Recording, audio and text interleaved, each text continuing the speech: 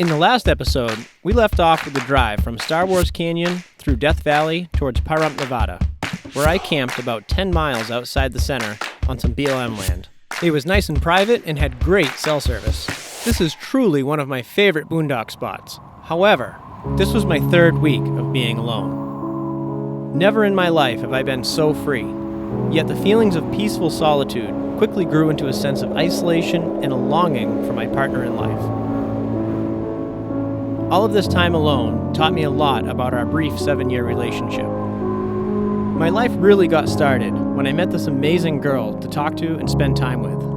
And slowly, imperceptibly, she transformed into the woman, the partner that has become my everything. They say absence makes the heart grow fonder, and I think I finally understand that. But I'm just now starting to learn how the last 7 years with Sasha have changed me in ways I never expected.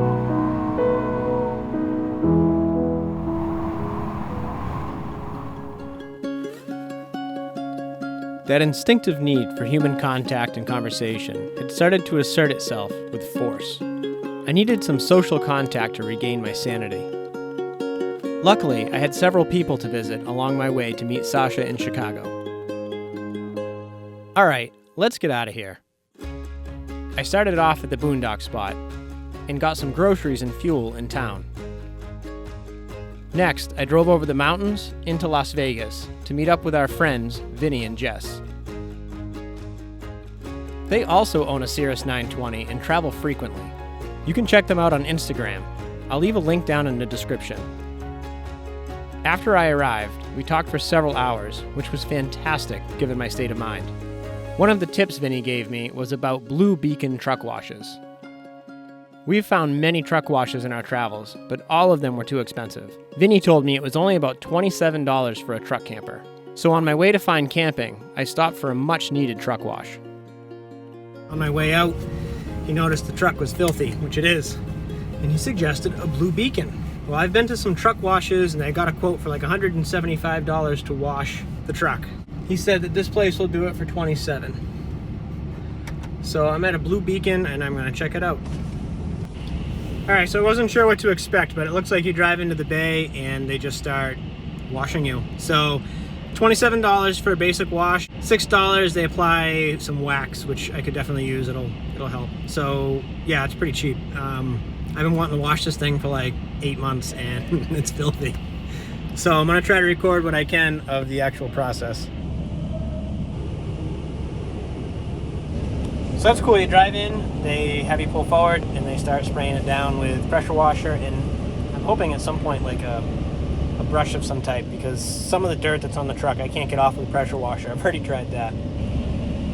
I talked to Vinnie and he said that they did his whole camper, they didn't pressure wash the labels off, so I'm hoping it goes well. I've been a little concerned with getting this done for like a trailer truck place. I'm afraid they're going to be too rough on it and I'm going to get water in places I don't want it. Or they might damage like windows or labels. So we'll see how it goes. So far they're doing a pretty good job. It's nice and gentle.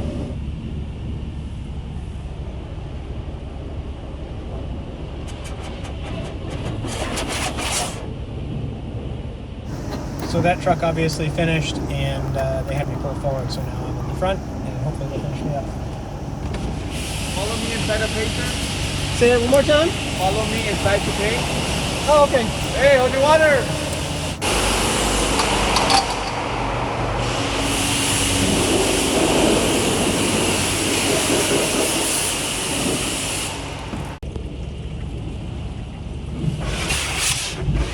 So they're pretty thorough. They definitely go around it several times, different angles. The guy walked around with a flashlight to inspect it for spots they missed, which was pretty cool. I'm really curious to see how good of a job they do. Either way, it's cleaner than it was.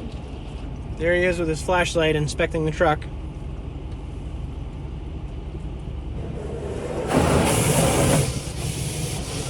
They're even getting under the cab over, which is splattered all in bugs. All right, looks like they're done.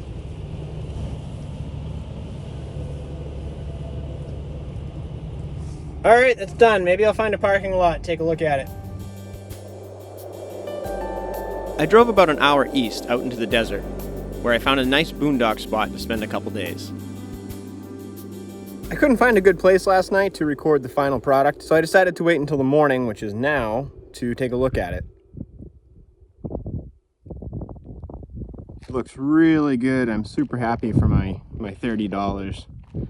That's something that I just can't do on my own, and if I go to a self-spray booth, I end up spending about that much to do a worse job. Unfortunately, I had some dust and stuff accumulate here, but that's because I drive down dirt roads like, out here. They even got the bugs off the front. Amazing. Nice and clean. That was like almost black with bugs. After a couple of days, it was time to get fuel and start heading to Bryce Canyon to meet up with my friends, Angel and Melissa. But first, I needed to get some food and supplies and fix my backup camera monitor mount that had just fallen off my dash. I made a video about that, and I'll leave a link to it up here. Then, I found a nice spot to camp for a couple of nights on BLM land. Pretty amazing out here. Fortunately, there is some trash, but that's pretty typical on BLM land these days.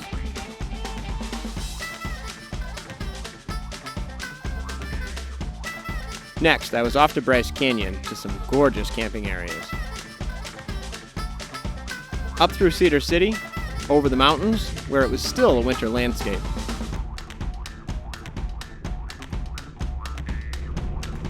Then finally, onto a public camping area near Bryce Canyon.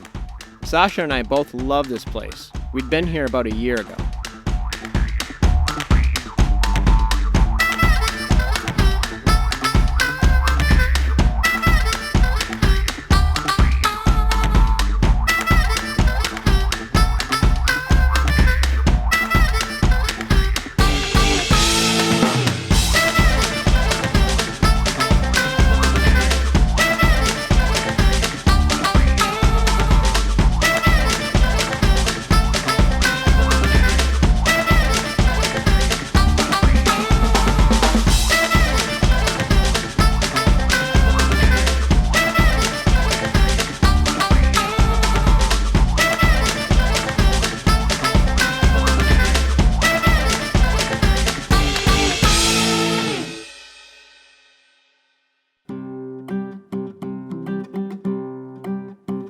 I absolutely love it out here. There's plenty of places for bike riding and hiking, and the pathways in Bryce Canyon are really amazing. Last year, Sasha and I spent some time riding there. The scenery is spectacular, and the smell of the pine trees is intoxicating. I spent a couple days there, and I headed off. I had contacted Angel and Melissa, and both of us were really short on time, so we decided to just meet up on the side of the road.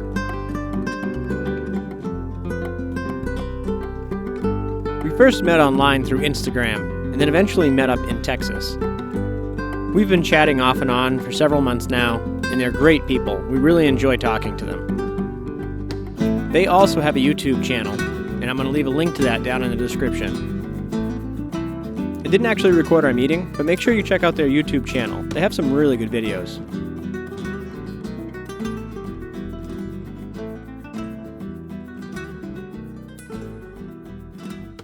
This day was a lot of driving. After leaving my boondock spot and meeting with Angel and Melissa at a gas station, I stopped at Bryce Canyon for a couple of pictures and then started my long drive.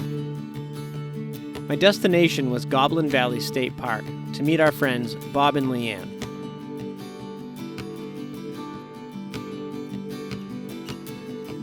Along the way, I drove through some incredible landscapes.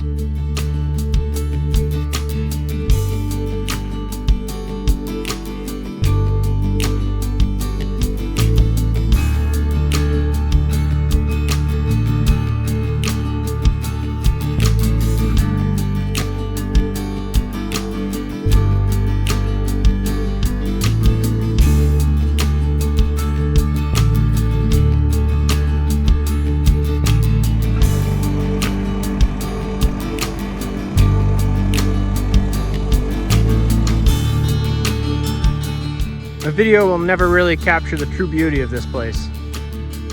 I'm a little bit north of Capitol Reef. I came out of the canyons and saw this. It's kind of past sunset, but boy, is it beautiful.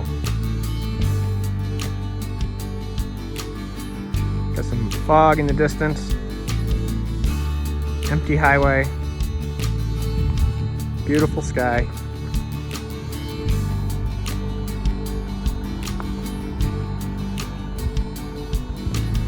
I love it out here. But it was starting to get dark and I had to push on. I made it to our boondock spot around 9 p.m.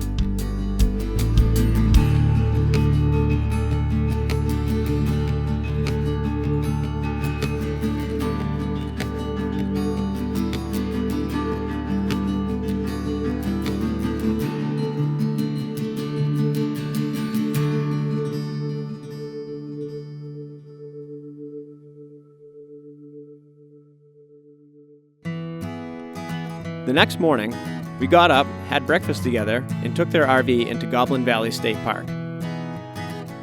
We wanted to do some hiking and explore some of the caves. Bob and Leanne had hiked in the park the day before, so I just followed them around. The rock formations in the park are pretty bizarre, but I found the formations in the caves to be the most interesting. Weird formations. This looks almost like melted chocolate. No, it's rock, it's stone. Yeah. And these weird formations, it almost looks like calcite or like crystal formations. That's nice. Just above your head.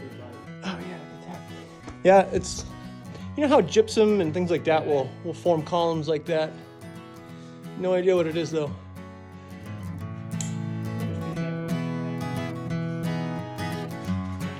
This feels so weird. Doesn't it? Yeah.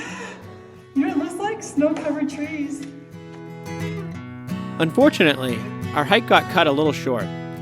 As we were hiking down into a second cave, Bob slipped and fell and got pretty hurt. So we hiked back to their RV and headed back to our boondock spot for the night. We were able to put together a great little potluck dinner and continued our conversations late into the night. The next morning, it was time to say goodbye. But Bob and Leanne are some of our favorite people, and we're going to continue chasing them around the country. It's always been an awesome time hanging out with them.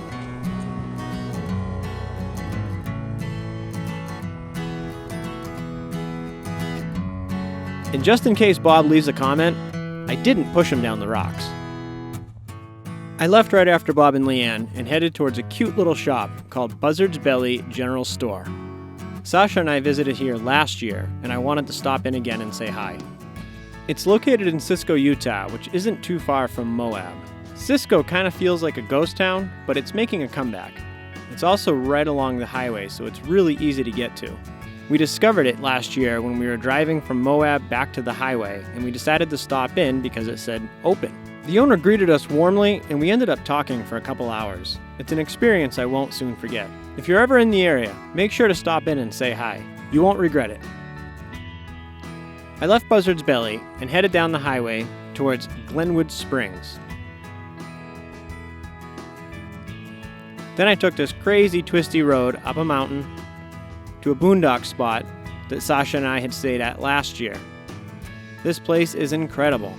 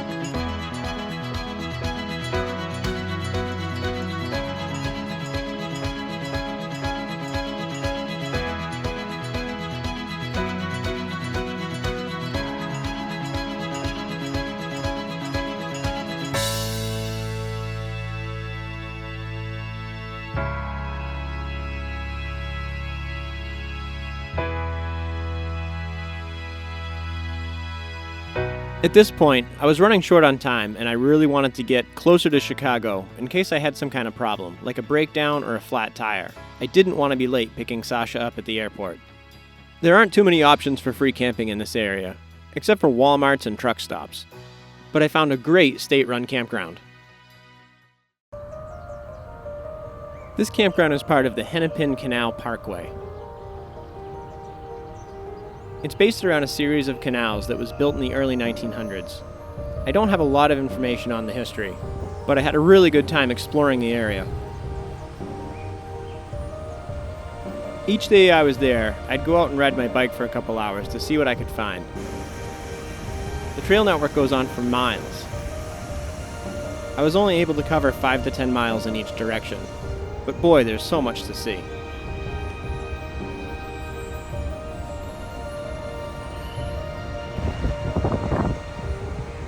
This section I find really interesting. This is an aqueduct. I just can't imagine that it's super safe anymore. There's a river that flows underneath it, and I kind of want to try to climb underneath to take a look. So I think this bridge used to be used for the mules. They've updated it slightly, but you can see the remnants of the other one on the other side. Let me see if I can get closer. Oh, look at this.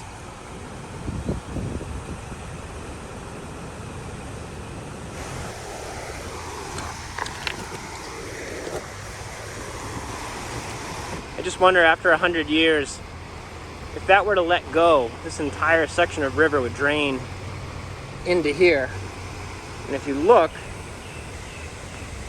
it's definitely crumbling.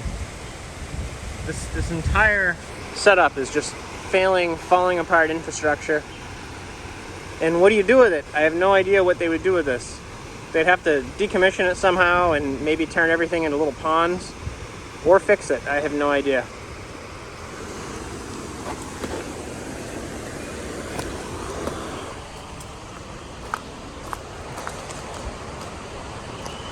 Oh wow, that's a lot of steel. This is another lock, but instead of the water going over, it's going under. And you can see that the water level here has dropped significantly. And it looks like it's fairly recent, because I don't see anything growing right here, but I do see it up there a little bit. Look at the weird texture on the sky. It's as far as the eye can see. Pretty cool looking. Anyone know what that's called?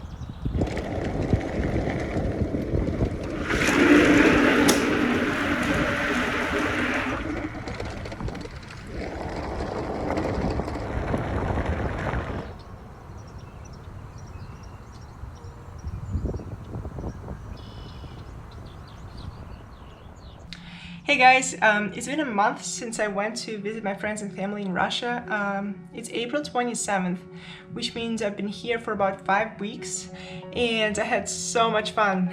I met so many friends and family, and I spent so much time visiting places, meeting people. It was actually a little tiring because it was just go, go, go day after day. But I'm so happy that I had 5 weeks instead of my normal 2 weeks. But I also missed Scott a lot because, you know, we have this life. We travel full time, we work together, and we just spend a lot of time together. He's my husband, so I love him. It's been strange not to see him for, 5 weeks. Being apart made me realize that he plays a huge role in my life for obvious reasons. And I think I was taking a lot of things for granted. And now that we had 5-week break, I can't wait to see him again. But it made me realize that I really miss my, full-time travel life in the US. I'm definitely gonna miss my friends and family here, like I normally do. But I also want to go travel again. I want to explore. It's been nice to stay here with my parents. They have everything like running water, sewer, stuff like that. I just miss, I guess, the excitement of the unknown. It's really nice to travel and explore different places, and it's also super cool to meet new people. So I really miss that. So I can't wait to fly back to the US. Hopefully I'm gonna have no problems with the COVID restrictions and with, visas, all of that stuff. So yeah, fingers crossed. And I'll see you soon.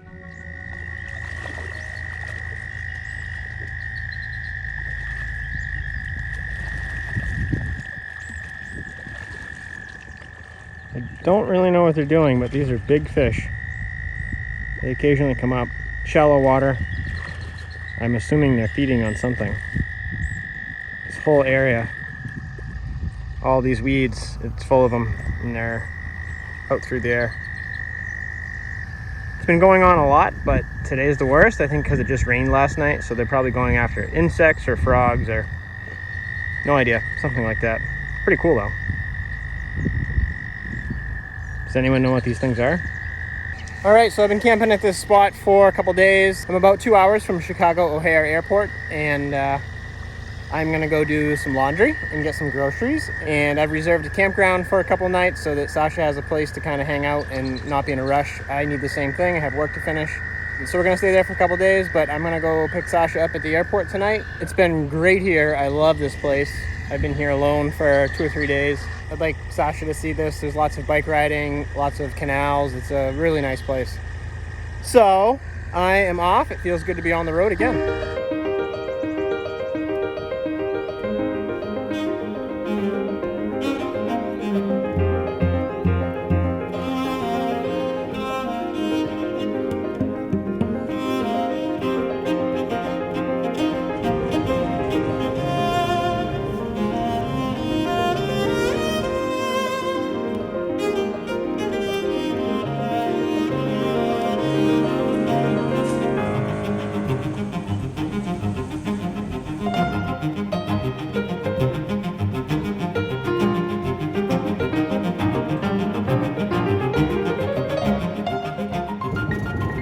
Sorry for the bouncy camera. I'm driving. Just checked in at a new campground. Because we're near Chicago, there's no boondocking. And I'm having a really hard time finding any place to camp.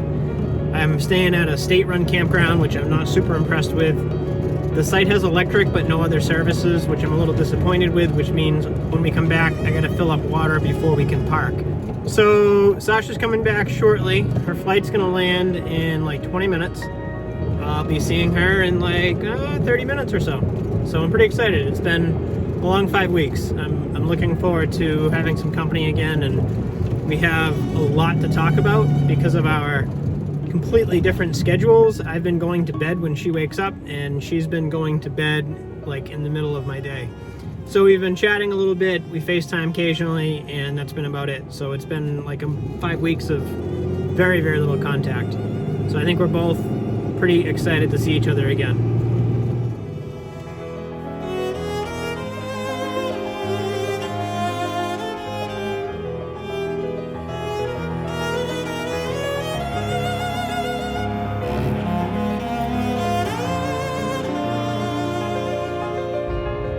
All right, so I made it to the airport. I did find parking, and I'm gonna go meet Sasha now. I have to say this airport's actually been pretty easy to navigate. I think much easier than Boston.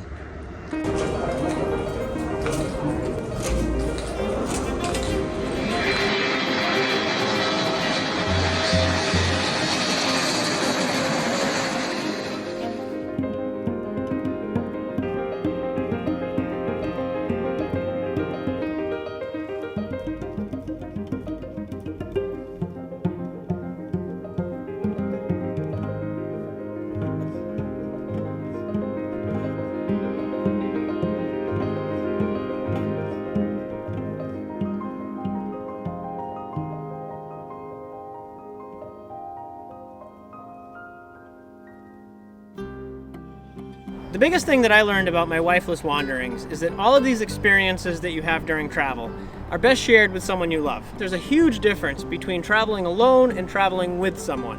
Both have their pros and cons, but I'm very happy to have her with me. Same for me. When I was in St. Petersburg, it felt like I was all alone. Like, of course, I was seeing my friends and family, but I had no one to really share it with. And for me, I went to all these amazing places, these incredible scenes, but I'm just alone. It's not as fulfilling, I guess. And thank you guys so much for watching my adventures in St. Petersburg.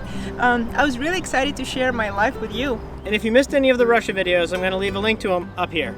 And thank you for watching all of my wifeless wanderings. And if you're looking for some great gifts for Father's Day, like these t-shirts, we have a selection of different camping and outdoor related t-shirts available at our travelmotivated.com store.